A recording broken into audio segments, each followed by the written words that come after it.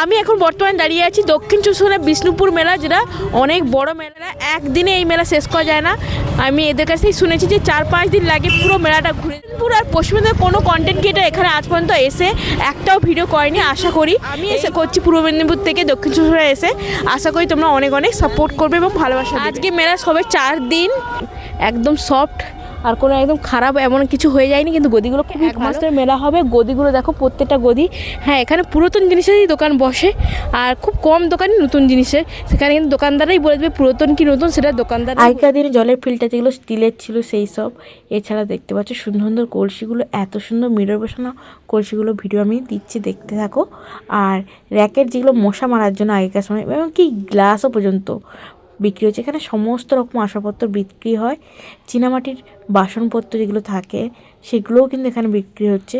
আর বড় বড় রাজবাড়িতে যেগুলো ল্যাম্প লাগানো থাকে সেই ল্যাম্পগুলোও কিন্তু এখানে খুব অল্প মূল্যের মধ্যে আপনারা পেয়ে যাবেন। যারা ঘর সাজাতে চান সুন্দর সুন্দর জিনিস কম দামে পেয়ে যাবেন। দেখা এত সুন্দর দেখো ডিজাইন করা, লাইটের শুধু লাইটিং হচ্ছে। দেখো দেখো দরজা শুধু পাওয়া যাচ্ছে তা নয়, কিন্তু জানলাও পাওয়া যাচ্ছে। দেখো সব ফ্রেম সহ জানলা এবং সব গ্রিল লাগানো আছে, কোনটাতে পাল্লা লাগানো আছে। এছাড়াও অনেক রকমের দরজা আছে যেগুলো সব ডিজাইন করা। রাজবাড়ি দেখো, ড্রেসিং একটা শোকেস পাওয়া যাচ্ছে যার 150 বছর পুরাতন। কত সুন্দর দেখেছো, এটা পুরো দেখতে পাচ্ছেন। এটার দাম হচ্ছে 9,000 টাকা। যারা